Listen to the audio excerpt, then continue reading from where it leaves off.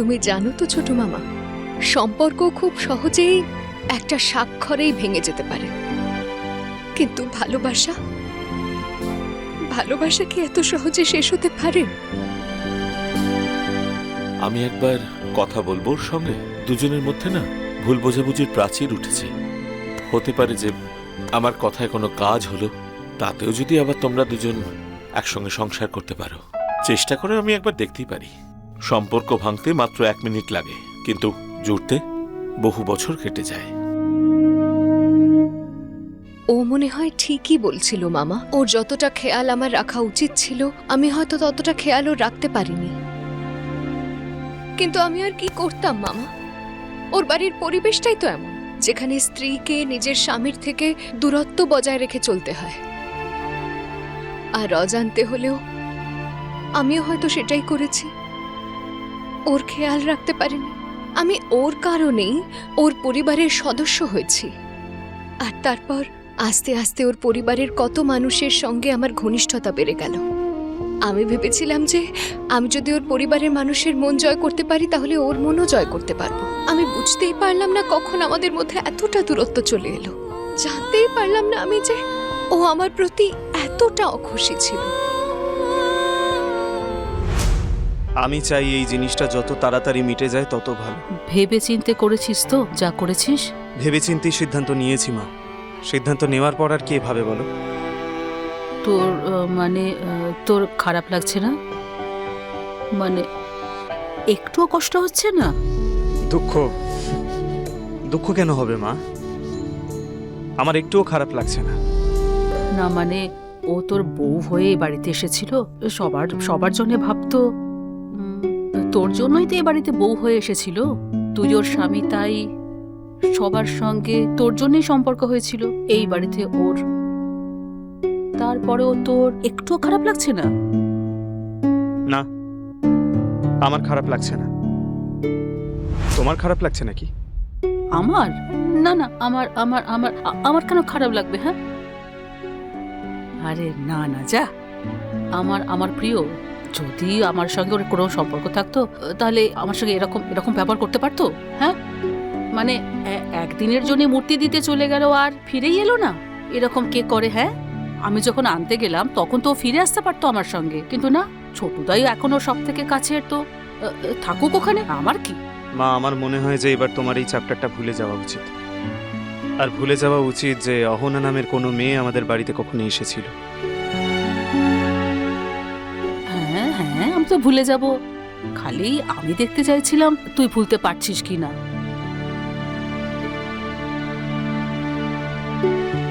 আমি ভুলে যাই বা না যাই তাতে কিছু যায় আসে মা। এমনিতেও অহনার কাছে যে একমাত্র পথ ছিল এই বাড়িতে ফিরে আসা, সেটাও বন্ধ করে দিয়েছে। ডিভোর্সের পিটিশন পেপারে ওকে দিয়ে সাইন করিয়ে নিয়েছি আমি। এবার ডিভোর্সটা হতে বাকি, আর কিছুই না। মানে সবকিছু তাড়াতাড়ি হয়ে যাবে? হ্যাঁ। হ্যাঁ, তাড়াতাড়ি একটা ভালো মেয়ে দেখে তোর বিয়ে দিতে হবে, তাই না? আমিও তাই ভাবছি যে তাড়াতাড়ি বিয়ে করে সংসার করব।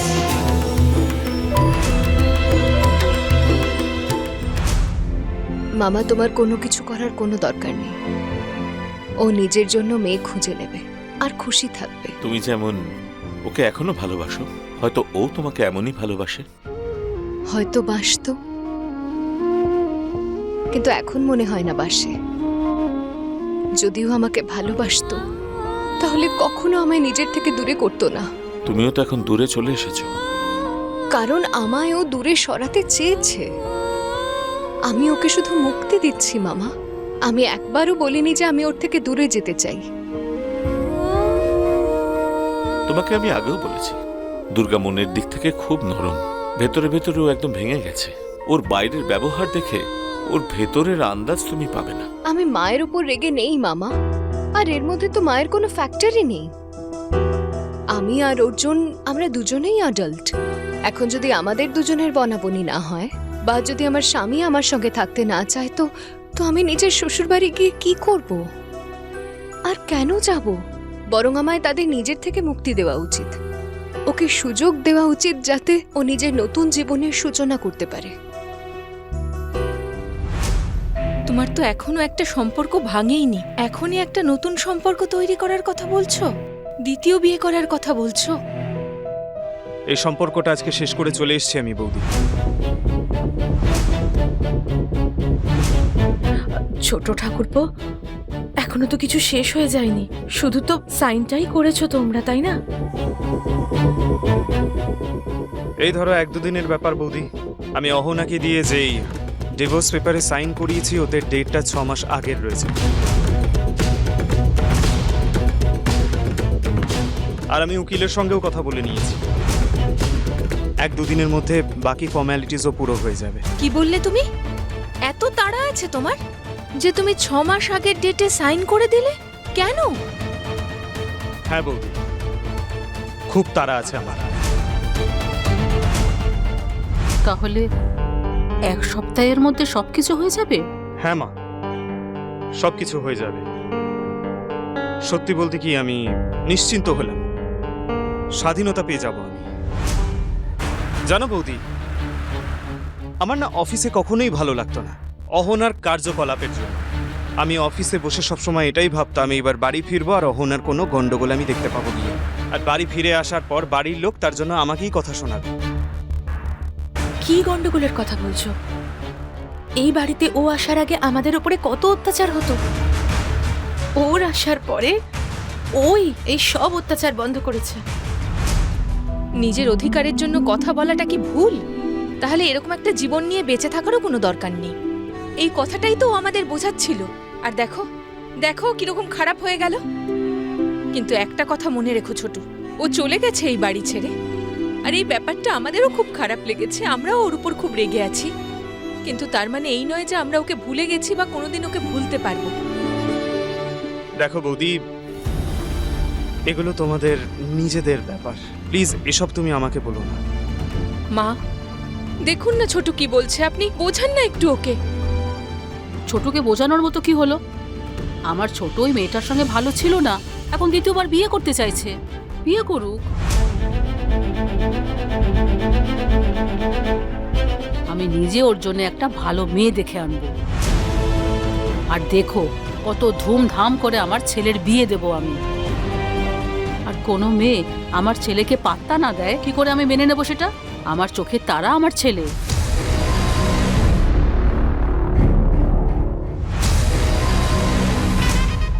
তুমি তো ফুলের মতো একটা মেয়ে, আর ছোট তোমায় বুঝেই উঠতে পারলো না। ফুলের মতো মেয়ে আমি তোমার কাছে মামা।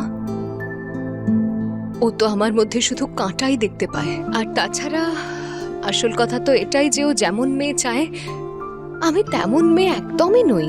আমার নিজের বিবেচনা আছে, সেটা সারা জীবন থাকবে। আর তার জন্য আমি সারা জীবন লড়ে যাব। তোমার মতন মেয়েকে নিজের জীবন থেকে বার করে দিয়ে ও নিজেই নিজের পায়ে কুড়ুল মারছে। না না মামা, তুমি কেন এমন বলছো?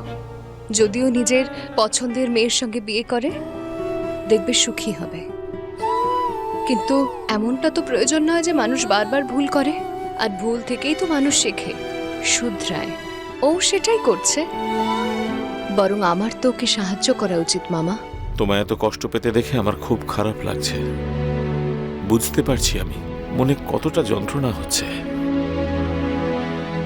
এই কষ্ট সবসময় আমার কাছে চ্যালেঞ্জ হয়ে এসেছে মামা।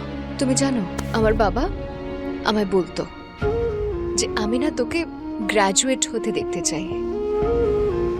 আর বাবার চলে যাওয়ার পরে আমার পড়াশোনার মতো পরিস্থিতিই ছিল না। আমাদের বড় বাবার বাড়ি গিয়ে থাকতে হলো। আর তারা আমার পড়াশোনায় রাজি ছিল না। কিন্তু আমি আমার জেদ ধরে রাখলাম। আমি আমার পড়াশোনা বজায় রাখলাম। নিজের পড়াশোনা ছেড়ে দিইনি আমি মামা। এই কষ্টটাই না, আর বাবা চলে যাওয়ার এই কষ্টটা আমার জন্য চ্যালেঞ্জের মতো হয়ে গেল। আমি প্রতিজ্ঞা করেছিলাম যে আমি যে কোনোভাবে আমার বাবার স্বপ্ন পূরণ করবই করব। তারপর আমি বিএ পাশ করলাম। আর যদি সুযোগ পেতাম তো আরো পড়াশোনা করতাম। আর এখন এই কষ্টটাকেও না একটা চ্যালেঞ্জের মতো করেই দেখছি আমি। এখন আমায় যে কোনোভাবে একটা চাকরি পেতে হবে ব্যাস। তবে লেখাপড়ার নির্দিষ্ট কোনো বয়স হয় না, তুমি চাকরি করতে করতেও পড়তে পারো। আমার মনে হয় তোমার একটা চাকরি খোঁজা উচিত। এখন এটাই আমার চিন্তা হচ্ছে যে তুমি এখন এই অবস্থায় মন দিয়ে আদৌ লেখাপড়াটা করতে পারবে তো? মনের উপর এতটা প্রেশার। মামা, আমি না আরো মন দিয়ে পড়াশোনা করব। সত্যি, আমি একটু আগে বললাম না তোমার যে এটা আমার কাছে একটা চ্যালেঞ্জ। আর তাছাড়া এখন আমার কাছে আর আছেই বাকি কিছুই তো নেই। আর না স্বামী আছে, না শ্বশুর বাড়ি, না বাপের বাড়ি, কেউ নেই, কিচ্ছু নেই। এই একমাত্র তুমি যে আমার পাশে আছো। আর আমার কাছে আমার পরিশ্রম, পড়াশোনা করে একটা ভালো চাকরি পাওয়াই আমার লক্ষ্য। আর হয়তো এই চাকরিটাই আমাকে আমার আত্মবিশ্বাস আবারও ফিরিয়ে দেবে। কথায় আছে না মামা, ডুবতে থাকা মানুষের একটা খড়কুটোই যথেষ্ট হয়। যখন বাচ্চারা দুঃখ পায় তখন বাপ মাও শান্তিতে ঘুমোতে পারে না। জানি না আজকের এই জেনারেশনের বাচ্চারা এই কথাটা বুঝতে পারে কিনা। আমি বুঝি মামা, তুমি দেখে নিও, আমি নিজের এই কষ্ট ভুলিয়ে নিজের আনন্দ ঠিক খুঁজে বার করব। তুমি শুধু বিশ্বাস রেখো আমার উপর। আমি না আরো পরিশ্রম করব, আর তোমার মাথা উঁচু করেই দম নেব। চাকরি তো আমি নিজের জন্য খুঁজেই ছাড়বো মামা। আর তুমি দেখবে একদিন আমার এই কথাটা নিশ্চয়ই সত্যি হবে। চলো এবার খেয়ে নাও।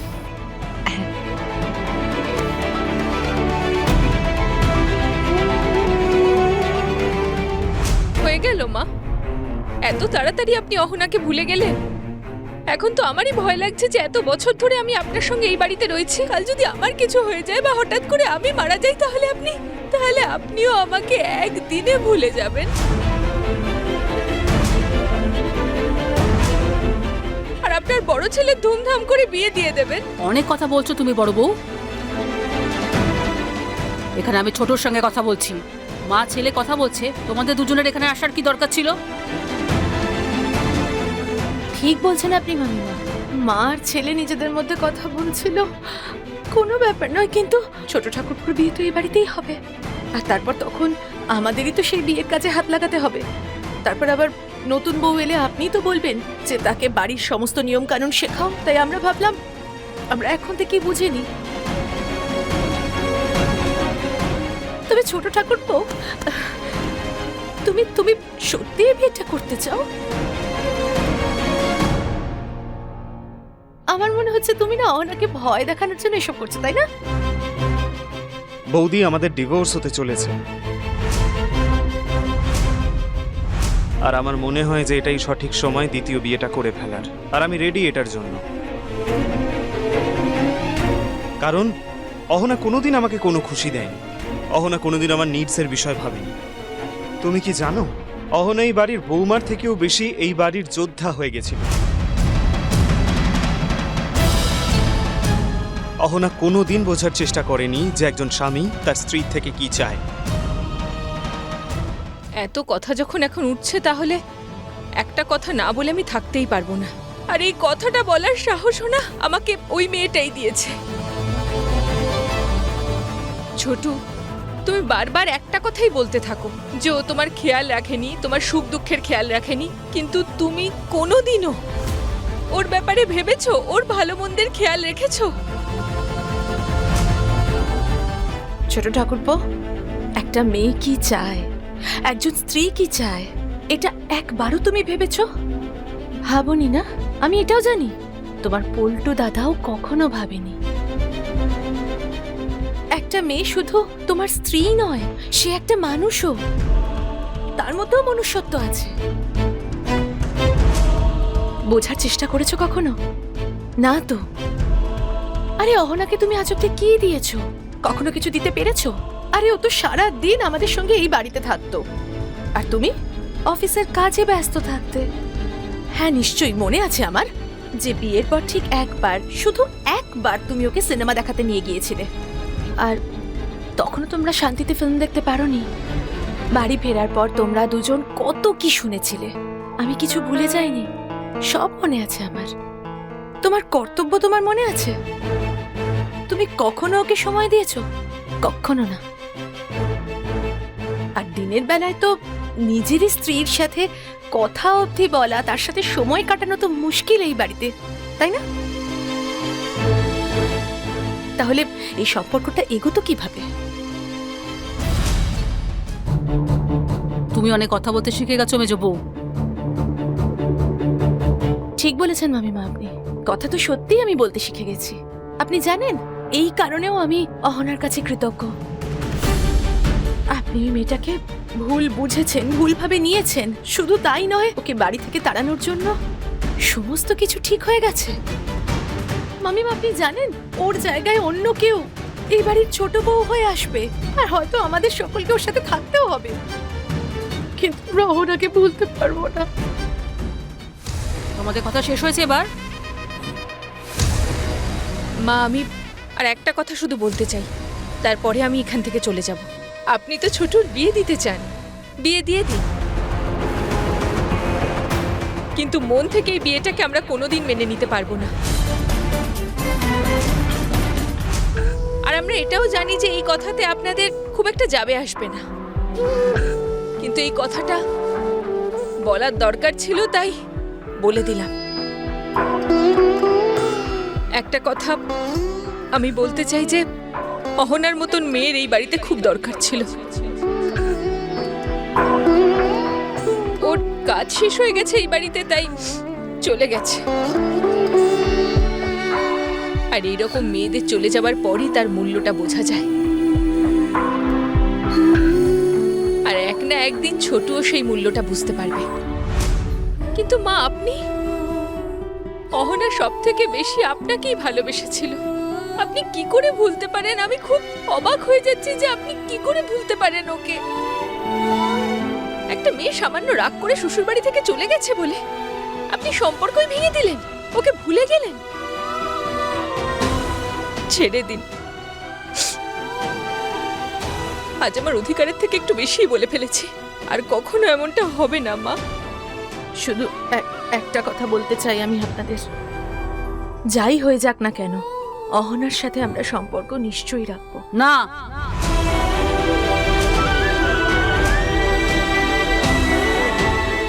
বৌদি, তোমার মনে হয় না যে যেই মানুষটার সঙ্গে আমাদের কোনো সম্পর্কই নেই, তুমি যদি তার সঙ্গে কোনো রকম কন্ট্যাক্ট রাখো, তাহলে সেটা কি ঠিক হবে?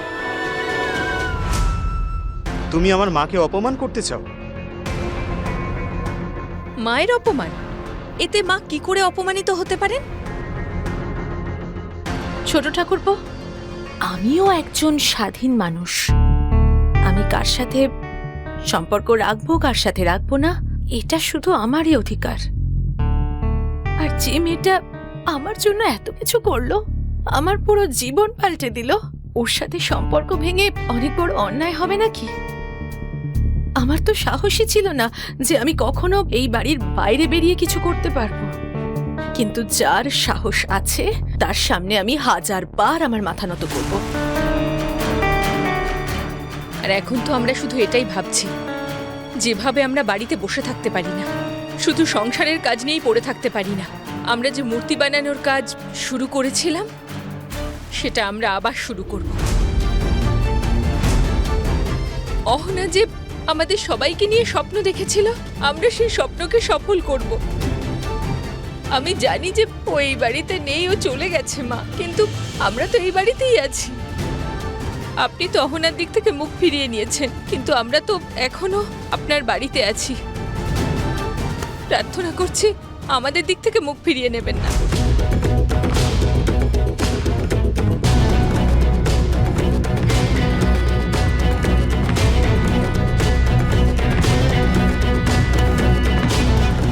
চল মেজো।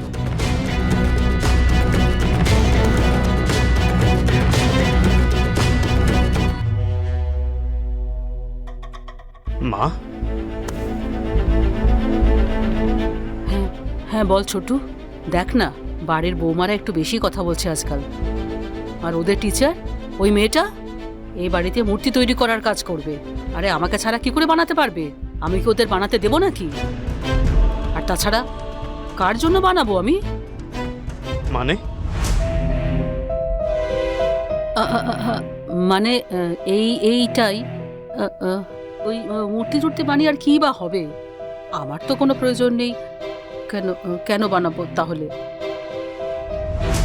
এখনই ছোটুর কাছে ধরা পড়ে যাচ্ছিলাম, আমার বুক ফেটে যাবে, কিন্তু মুখ দিয়ে একটা কথাও বলবো না আমি। কেউ কিচ্ছু জানতে পারবে না। ওই মেয়েটা ভাবছে যে ও আমাকে হারিয়ে দেবে। আরে আমি এখন এত কঠিন হয়ে যাব যে ও নিজেই এবার হার মেনে যাবে। আমি ওকে একটুও বুঝতে দেবো না যে ওর জন্য আমার একটুও দুঃখ হয়। এখন থাক ওই ছোট মামার সঙ্গে, নিজের মতো চলুক, করুক চাকরি। ওর চাকরি করাতে আমার কি যায় আসে? এতদিন অবধি মেয়েটা এই বাড়িতে ছিল, তোর কি একটুও টান হয়নি ওর ওপর? যদি কোনো নতুন মেয়ে এই বাড়িতে আসে, ওর সঙ্গে সংসার করতে পারবি তো তুই?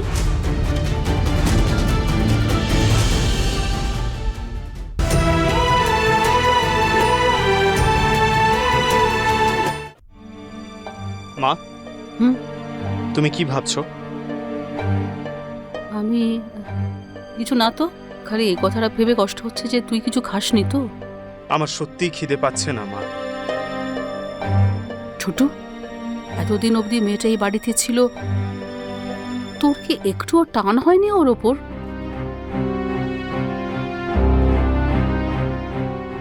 না, একেবারেই হয়নি। তার মানে একটুও হয়নি?